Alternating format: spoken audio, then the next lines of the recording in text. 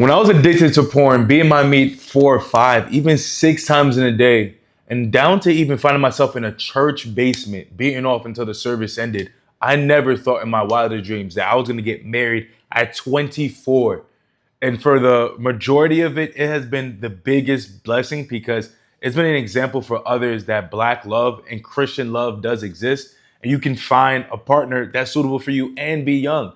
Now, the biggest question that I always get is, how did I know my wife was my wife? And most of you are waiting for a burning bush to tell you who to marry. But is God found of cowards? What do you think on that? Because if you're paralyzed by the what if because you're looking for a feeling, this idea of love, I'll tell you what my dad told me. You should never marry someone you love.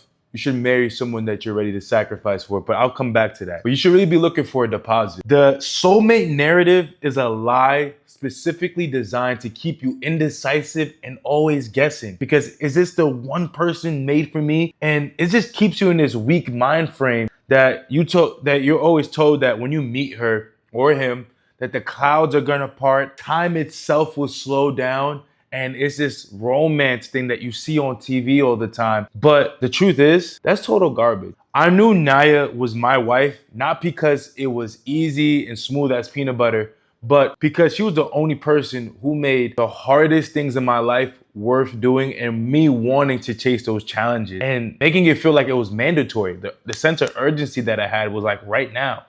And so if you're waiting for peace before you commit, you've already failed the test.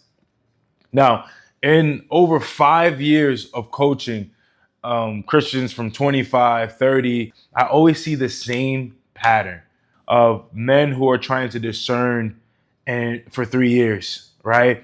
Men who are just dating just to date. And it's definitely more common with the younger men, but always on this guessing game of where and when is the best time, while the woman of their dream is just waiting on the wings, waiting for them to take action. And for the ladies, you probably relate to that of knowing that there's a man that you would be properly suited for, but he's just not taking the action that he needs to and stepping up to the man that he's called to be. And they really just call it praying. And they're using fear and this delayed obedience as a sense of obedience when in reality, they're just stalling. You don't need 4 or 5 years to determine whether someone's right for you. You've seen enough of life. But I call it relational procrastination. And you aren't afraid of choosing the wrong person. The reality is you're afraid of the responsibility that comes with picking the right one. Because you and I both know when you do choose the right partner, it will force you to take you to a new level that you've never been before. And so, even in my story, when I met Naya, I had to kill the version of myself that enjoyed having options, enjoyed not having to be bound by anything. And funny enough, we walked through this in our dating seminar that we did. She started us off with just open public dating with no commitment. And so I like that because it gave me the options without having to commit too soon and putting in too much feelings and investment. But as we spent more time together, I noticed that I was really feeling her. She was super independent. She wasn't relying on me to emotionally regulate herself. And as we continued to dating, the months go by, I found that she was the only person that I really wanted to see and date. And there was a version of myself that I wasn't really wanting to commit to just one person because I found that going too deep too soon created too much emotional turmoil and too much clinginess too fast. But I had to kill that version of myself of just to have options just for the sake of having them. There's no real reason to them. I can't justify it, especially at the point of dating Naya. And so before you think this is a romance talk, I want to stop right here. Understand this. Marriage is the ultimate daily deposit. If you can't manage your own discipline, then you have no business managing a covenant. And this is the part where before you get married, engaged, or in any type of serious relationship is going to be the game breaker, is the exact way I knew if I was prepared to manage a covenant is by the mirror test. And I used to stop wondering. I used it to stop guessing and procrastinating on commitments. And this is how I started walking and becoming a husband before the ring comes on. And so most guys come to me asking, how do I know if she's the one?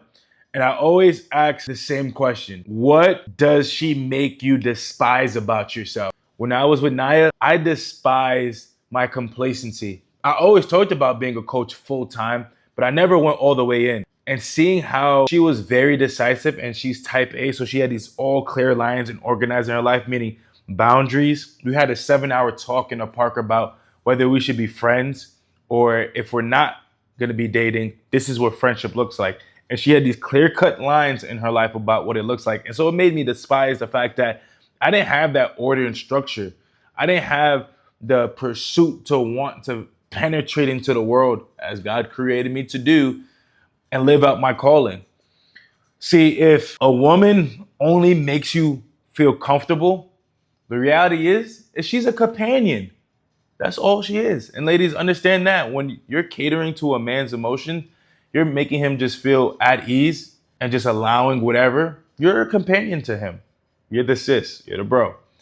She's not a wife. A companion is a luxury, but a wife is a mirror. And when I met Naya, I didn't just see her beauty, I saw my own lack in myself.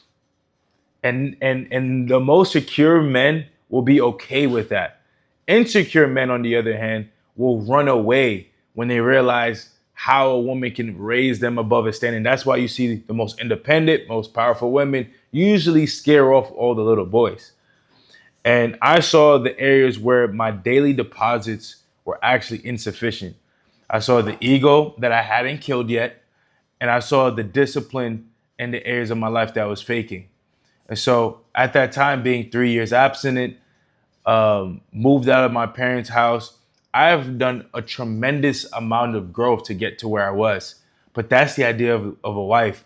It doesn't say that the growth and all the hard work that I did on my own wasn't enough, but it's calling me to a standard to where I know I am able to reach that I haven't done on my own yet.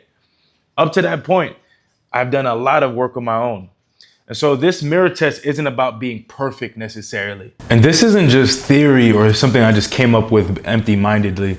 I saw my client Jory live this out in real time. When he first joined the Daily Deposit, he went for 6 weeks, as minimal time as possible, because he was a bit hesitant and skeptical. He didn't really know what to expect. But by the time he was 6 weeks in, he was already 10 pounds down. So he re-signed for another 6. And so with the whole 12 weeks, he was able to lose 25 pounds. But not only that, but to the topic that we're talking about, he leveled up as a man. And he proposed to the girlfriend that he was with for about 2-3 years. He also quit his job because he knew there was a dead end in his future. He knew there was so much more for himself, and he wanted the respect, the role, and the opportunity to be able to grow, especially with all the skills that God gave him. And he's also on an apartment hunt. He threw himself into the fire because of the level and standard of the man that when he looked at himself, he realized that his woman really was challenging him to be. When I left college, and I was in the best shape at all. I mean, I was in shape, but I was in the best shape like I wanted to because my clothes used to look sluggish. But now this 235 is a new version than what I had in college. Like I look a lot better. Like I look bulky in college, but I want to like sort of like tone down. I don't want to slim down. I want to tone down at the same time keep the muscle, which I'm doing. Because what I noticed too before like your program or any workout, I would like work out heavy. I would do all that, and then I would get no progress. Like I would just get stronger, no progress. I would just bulk up, and it's not as I didn't know how much nutrition would play a big impact in your weight, bro. I thought it was just live, eat a little healthy stuff, and then eat whatever you need to eat, and you'll burn whatever you need to burn. I did not think like nutrition was so important if you wanted an end goal, and I learned that from you. And I'm humble and I appreciate for that because I guess the word I was like ignorant, not ignoring the fact that I needed to do that. I was just like work out. Oh, yeah, babe, I'm gonna eat fruits. I'm gonna eat vegetables. Yeah, babe, I'm good. And then yeah, babe, let's order pizza in the afternoon, in the nighttime. Let's order like chicken wings and fried rice. But the more I work out, the more I be more disciplined, is the more I learn. So I'm gaining more wisdom along my journey. So That's so dope, bro. I love that you recognize your growth in that way because, I mean, what better way to admit that you were ignorant, to see your own growth and, I mean, it takes a long way to admit that you were ignorant. But bro, that's so dope, man. I like I said, I'm proud. I see what you mean with it's almost like a recomp, like you were both here before. you were more dense, but now you're leaning up. I mean, you can see it, bro. You're wearing this tank top. You flexing hard in the tank top, flexing hard. Um, Dope, bro. Thank you so much. I take that recognition to heart. And instead of cowering and staying the same, he threw himself into an uncomfortable environment to get the systems, structure, and the coaching to be able to see the example and do it for himself. And that's what the complete transformation looks like.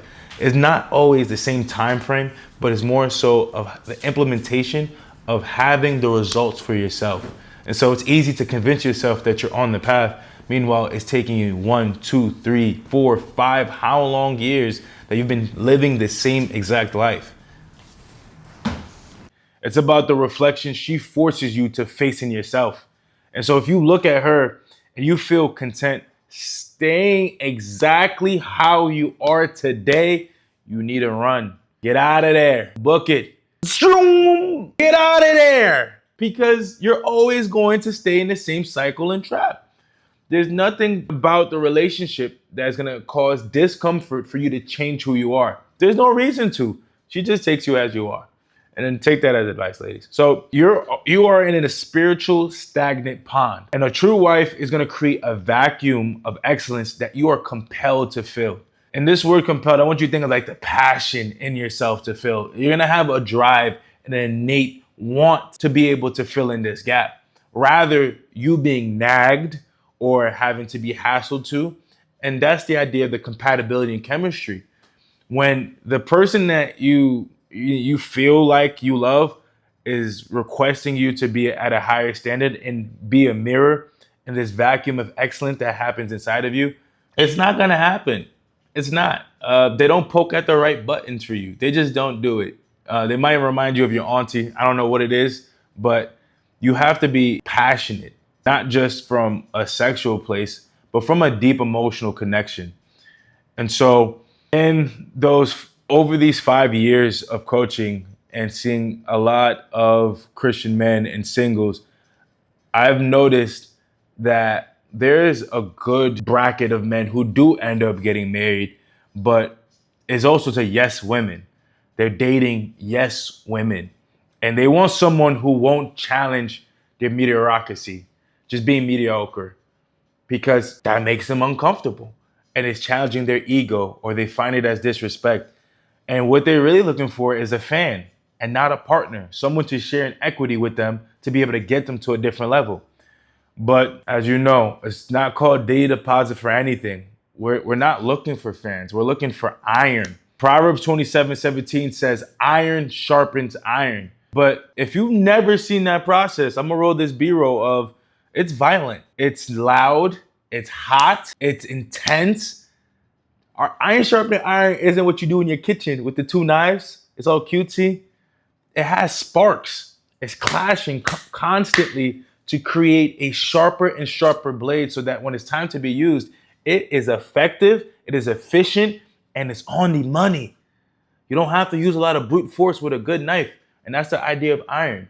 And so if your iron that you're matching up with is pretty dull and one is sharp, if you didn't notice, the sharper one will break the dull one because the force and the sharpness of it is just going to break through it. And so when you have equally matched iron and the sparks and the fire and the intensity going, it just makes both of them better. So I want you to stop lying to yourself. If you lost everything tomorrow, your job, your body, if you worked on it, your status, your family, and you were only left with only her and you, the version of you right now, your character, your personality, your mentality, would you be proud of the man in the reflection? That man that you see in the mirror today, not if you got this together, not if you went back to school. Would you be proud of that man that you're offering her? Or would you be ashamed that she has to settle with a version of you that hasn't been tested yet, that hasn't been built, that hasn't been formed, that hasn't fulfilled all of God's calling? And so this in the mirror is an introspection to yourself, because I knew Naya was my wife when I realized that losing her would be my greatest opportunity to be sanctified. She's not an accessory to my life. She's not just a keychain, if you will. It's not just something cute to just dangle or a trophy just to hold on my arms. She was a catalyst for my growth. And that level of intentionality that God placed her into my life to be able to do that is unique. It's very unique because the man that I was then and who I am now, I literally could not be shooting this video if I wasn't married to her. The camera, the mic that she told me repeatedly month after month to buy, the light that I'm using, the laptop is actually hers. I left mine in the car. The apartment that we in, she said we should go get the apartment with big windows. And so everything, the pillow that she bought, all of this, I'm not gonna lie, is her. The confidence that I'm able to speak with is her. The belief that she poured into me is her. And so without her, none of this would be put together. And so go say thank you. Go DM her. Naya with 2 A's, Ford. And so the mirror test isn't just as simple as do I like her? It's do I like the man that I have to become to lead her? Do you like that version of yourself that you have to become? The level and standard that you have to reach to? Is she even prompting or challenging you to become a different man to lead her? And so, ladies, this is a little caveat if you're a lady watching this too. For you in your place, if you're not naturally already living on that standard that a man has to reach up towards, then there's nothing for him to work for. There's nothing for him to challenge himself to become and to lead you on. And so that also causes that introspection in yourself of how are you building yourself up in your life to be able to get to that different level.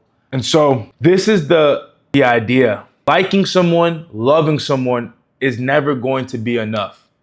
Because I'm telling you, as someone who's almost 3 years married now, love is a choice and it's something to be practiced and a discipline. And so for you to think that it's just going to happen naturally, it takes your effort, focus, intentionality, and time. And if you don't have the character to build that on that, then you're in for a rude awakening. And so the day deposit is more than just a gym session, is more than just having your macros. It's the idea that you're pouring into yourself on a daily basis, building up to be the person that you need to become, not just for the gym, but for life and the one that God intended for you. I don't know where these bars are coming from. It's the Holy Spirit. But we're going to run this back. Drop any questions that you have. I'm going to put a part 2. But it's a common question I have, so I just had to put it out there.